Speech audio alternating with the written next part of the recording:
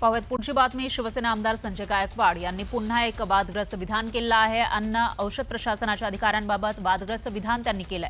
बुलढाण्यातील एका आदिवासी शाळेमध्ये काही विद्यार्थ्यांना विषबाधा झाली होती। त्यानंतर संताप व्यक्त करताना गायकवाड यांनी हे विधान केलं। दरम्यान मुंबईतील कॅन्टीन मॅनेजरला मारहाण केल्यानंतर आमदार गायकवाड यांच्या विरोधात विरोधक तुटून पडले होते। त्यातच आता त्यांनी अधिकाऱ्यांना शिवी दिल्यामुळे पुन्हा वाद निर्माण होण्याची शक्यता आहे। फार गंभीर बाब आहे की फूड अँड ड्रग्सचे अधिकारी फोन घेत नाही, इकडे गेले सुद्धा नाही, त्यांना विद्यार्थी काळजी नाही। आणि जो संस्था चालक आहे तो या आदिवासी लेकरांच्या तोंडचा घास हिसकवतो, त्यांना दूध देत नाही, त्यांना अंडी देत नाही, वरण नुसतं त्या ठिकाणी वरणाचं पाणी असतं, मटण त्या लोकांना माहीत नाही। यावेळेस 3-4 वेळेस या विद्यार्थ्यांनी कलेक्टर ऑफिसर मोर्चा काढला की आम्हाला जेवण मिळत नाही, आम्हाला उपाशी मारलं जातं। मग आदिवासी शाळा ह्या निर्माण केल्या कशा करता? आदिवासी भागात त्यांना खायला मिळत नाही, शिक्षण मिळत नाही, म्हणून त्यांना हॉस्टेल करून दिली। याची 75 लाखाची ग्रँट पर विद्यार्थी 21,000 पर महिन्याला यांना मिळतं। मग या संस्था चालकांनी एवढी का करावी की त्या लेकरांच्या तोंडचा घास खावा म्हणून? पाहूयात पुढची बातमी। नाशिक जिल्ह्यातील एका बँकेच्या आर्थिक स्थितीवरून सध्या चर्चा सुरू आहे। छगन भुजबळ यांनी बँकेतील चुकीच्या कर्ज वाटपामुळे बँक अडचणीत आल्याचा आरोप केला होता। या आरोपांना कृषी मंत्री माणिकराव कोकाटे यांनी प्रत्युत्तर दिलं। भुजबळांचा गैरसमज झाल्याचं कोकाटेंनी म्हटलेलं आहे, तर सर्वपक्षीय नेत्यांनी बँकेचे पैसे बुडवले नाहीत असं कोकाटेंनी स्पष्ट केलं। दरम्यान कोकाटेंनी माझा गैरसमज दूर करावा असं छगन भुजबळ म्हणाले। नाशिक जिल्ह्याची ही जी बँक जी आहे हे एकेकाळी महाराष्ट्रातली नव्हे हिंदुस्थानमधली दुसऱ्या क्रमांकाची बँक होती आणि एवढा मोठा प्लान होता शेतकऱ्यांच्या कर्जाचा, देशामध्ये दुसरा क्रमांक। पण आमच्या तिकडचे जे आहेत अनेक वेगवेगळे सगळ्या पक्षाच्या जे सो कॉल्ड नेते ह्या सगळ्यांनी मिळून जे आहे ही बँक बुडवून टाकली। निवडणुका घेऊ नये या मताचा मी सुद्धा आहे। निवडणुका ह्या बँकेला परवडणाऱ्या नाही आहेत, नंबर 1। नंबर 2, सर्व पक्षांच्या लोकांनी बँक संपवली वगैरे असे आरोप चुकीचे आहेत। भुजबळांचा कुठेतरी गैरसमज केलेला दिसतोय, असं काही झालेलं नाही। ठीक आहे, माझा नेहमीच गैरसमज होतो, त्यांचा समज चांगला आहे ना, खूप आहे। त्यांना म्हणा की अगोदर ही बँक कोणी बुडवली काय त्याची आपल्याला तर माहिती असेल तर सांगा ना, कशा रीतीने बुडवली गेली ती। 1 नंबरची बँक होती महाराष्ट्रातली आणि देशातली 2 नंबर। मी काय तिथे नव्हतो संचालक, त्यामुळे त्याने आता सांगावं, माझा गैरसमज दूर करावा ना त्यांनी। पाहूयात पुढची बातमी। लाडकी बहीण योजनेमुळे विकास निधीसाठी दिरंगाई होत असल्याचं वक्तव्य राष्ट्रवादीचे नेते आणि कॅबिनेट मंत्री दत्ता भरणे यांनी केल्यामुळे आता राजकीय वर्तुळात चर्चांना उधाण आलंय। इंदापुरातील एका कार्यक्रमात ते बोलत होते, मात्र त्यांच्या या विधानावरून नव्या वादाला तोंड फुटण्याची शक्यता आहे। विधानसभा निवडणुकीत गेम चेंजर ठरणारी लाडकी बहीण योजना गेल्या काही महिन्यांपासून चर्चेत आहे। लाडकी बहीण योजनेचा हप्ता देण्यासाठी आपल्या खात्यातून निधी वळवला जातोय अशी तक्रार काही मंत्र्यांकडून केली जात होती, तर दुसरीकडे आम्हाला निधी मिळत नसल्याचं शिवसेनेतील काही आमदारांची तक्रार असल्याची चर्चा आहे, तर तिसरीकडे आमच्या आमदारांना निधी मिळतच नाही अशी तक्रार विरोधकांची आहे। अशा परिस्थितीमध्ये निधी मिळतोय पण लाडकी बहीण योजनेमुळे विलंब होत असल्याचं वक्तव्य दत्ता भरणेंनी केलंय, त्यामुळे यावरून नव्या वादाची ठिणगी पडण्याची शक्यता आहे। तर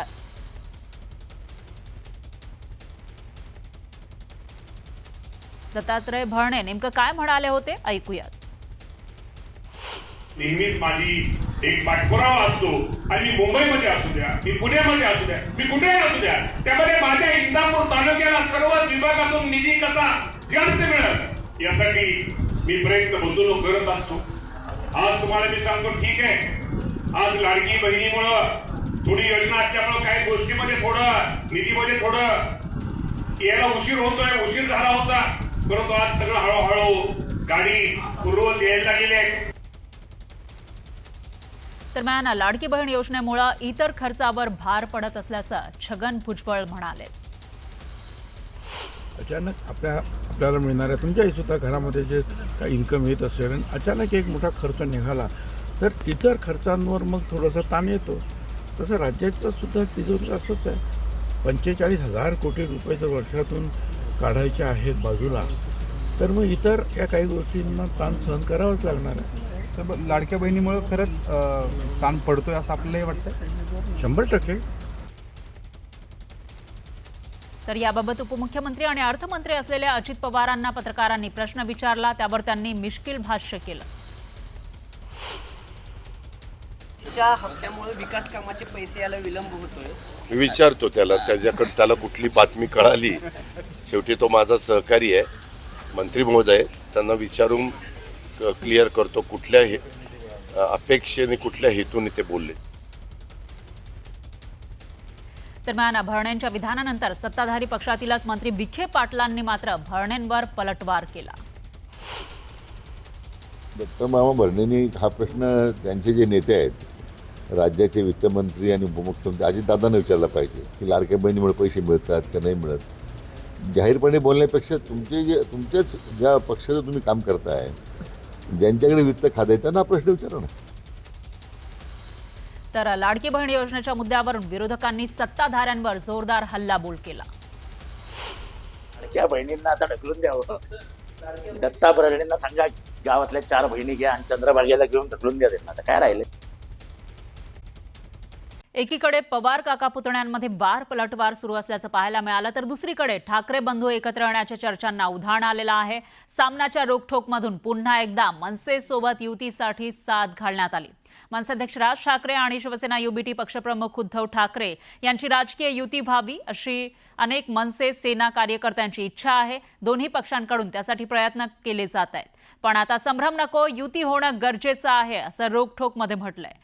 तर विरोधकांमध्ये गोंधळ वाढू नये आणि मतदारांमध्ये संभ्रम निर्माण होऊ नये यासाठी एकत्र येण्याची गरज या रोखठोकमधून मांडण्यात आली आहे.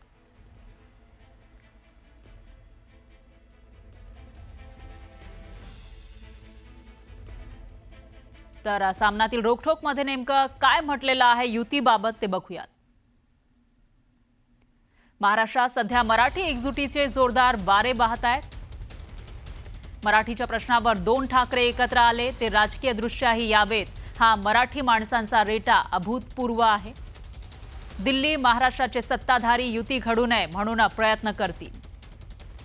हिंदी सक्तीविरोधात 2 ठाकरे एकत्र आले, पण राजकीय युती अद्याप जाहीर झालेली नाही. युती होणं गरजेचं आहे असं सामनाच्या आता संभ्रम नको या मथळ्याखाली लिहिलेलं आहे. सरकारनं मनोज जरांगेंचं आंदोलन एक दिवस स्वतः राज ठाकरे बोलून संभ्रम दूर करतील असं सुद्धा म्हटलेलं आहे. त्याच्यामुळे एकीकडे राज ठाकरे यांनी सूचना दिलेल्या आहेत मनसैनिकांना काहीही बोलू नका असं म्हणत, तर दुसरीकडे सामनामधून रोखठोकमधून हा लेख लिहिण्यात आला. मी एवढंच म्हणतो की लोकांची इच्छा आहे, लोकांच्या भावना आहेत आणि लोकांचा रेट आहे. आणि स्वतः राज ठाकरे यांनी व्यासपीठावरून सांगितलेलं आहे की बाळासाहेब ठाकरेंचं स्वप्न साकार करतो.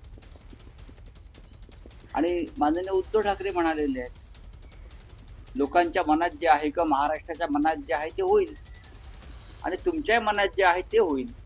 ते आता रोज उद्धवजी ठाकरेंच्या जवळ असतात ना, त्यांनी डायरेक्ट सांगायला पाहिजे ना त्यांना. उद्धवजी ठाकरेंच्या जवळ असतात ना, त्यांनी डायरेक्ट सांगायला पाहिजे ना त्यांना. दरम्यान संजय राऊतांनी मुंबई संदर्भात केलेल्या विधानावरून नवा वाद पेटण्याची शक्यता आहे. भाजपला मुंबई परप्रांतीयांची बटीक करायची असल्याची टीका संजय राऊतांनी केली. धारावीचं उदाहरण देताना मुंबईची लूट सुरू आहे, मराठी माणसाला मुंबईतून हद्दपार केलं जात असल्याची टीका संजय राऊतांनी केली. यावेळी मुंबईला केंद्रशासित प्रदेश करण्याचा डाव असल्याचा आरोपही त्यांनी सत्ताधाऱ्यांवर केला. तर राऊतांच्या या विधानाचा भाजपकडून जोरदार समाचार घेण्यात आला. सत्ताधारी मूर्ख लोक आहेत. सत्ताधाऱ्यांचं डोकं ठिकाणावर आहे का? मुंबईचं दिल्लीच्या वाटेवरचं पायपुसणं केलं या लोक. मुंबादेवीचं आम्हाला सांगू नका हो. ही मुंबई मराठी माणसाची आहे, महाराष्ट्राची राजधानी आहे. आणि काही धनिक शेठ गुजरातचे आणि राज्यकर्ते मुंबईला त्यांची बटीक बनवू इच्छितात, म्हणजे तोच अर्थ आहे. काय कमी केलं मुंबईनं तुम्हाला? सर्व काही दिलं, नाव, प्रसिद्धी, पैसा. आज तुम्ही मानसिक दृष्ट्या उद्ध्वस्त झालाय म्हणून तिला तुम्ही रखेल म्हणाल. हा केवळ मुंबादेवीचा नाही तर मुंबई शहराचा, मराठी माणसाचा, इथे राहणाऱ्या प्रत्येकाचा हा अवमान आहे. मुंबईचा उल्लेख यापूर्वी सुद्धा दिल्लीची तजेलदार वेशा असा संयुक्त महाराष्ट्राच्या लढ्यात सर्व संयुक्त महाराष्ट्राच्या नेत्यांनी केलेला आहे. हे जे माझ्यावर टीका करतायत त्यांनी इतिहास समजून घ्यावा महाराष्ट्राचा. दिल्लीची तजेलदार वेशा आणि त्यातून आंदोलन झालं. कळलं? हे आम्हाला तुम्ही शब्द काय, वाक्य काय, संस्कृती काय अजिबात शिकवू नका. हे सगळे भडवे आहेत. शपथ घेऊन सांगतो, मी आयुष्यात कधीच पूजा अर्चा करत नाही असं म्हणत उपमुख्यमंत्री अजित पवारांनी मिश्किल वक्तव्य केलं. बारामतीमध्ये एका कार्यक्रमात बोलताना उपमुख्यमंत्री अजित पवारांनी तुफान फटकेबाजी केली. बारामतीत विकास कामं सुरू आहेत, पण नागरिकांनीही शिस्त पाळली पाहिजे असं दादा म्हणाले. यावेळी बोलताना दादांनी जोरदार टोलेबाजी केली. बघूयात. तिथं आता मी एवढे चांगले भिवंडी रोडला फुटपाथ वगैरे केलेले, चालायला केलेलं आहे, खेळायला केलेलं आहे, बसायला केलेलं आहे, झाडं लावलेली आहेत, सगळं काही केलेलं आहे. तरी देखील कुठेतरी येत आहे, अंडीच विकत बसते, ती कुठं आंबेच विकत बसते, कुठं कलिंगड विकत बसते.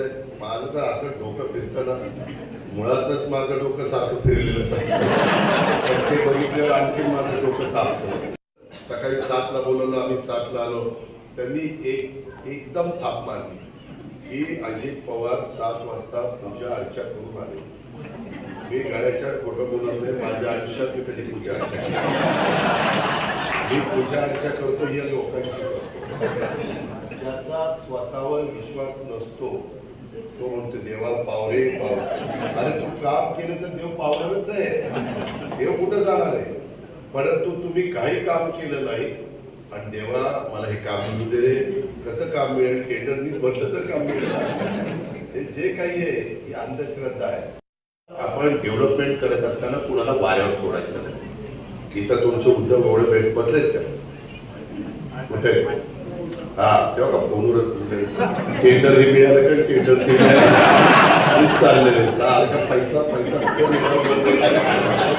ठेवलेला पैसा सोनं पोरग टिकवणार नाही, काळजीच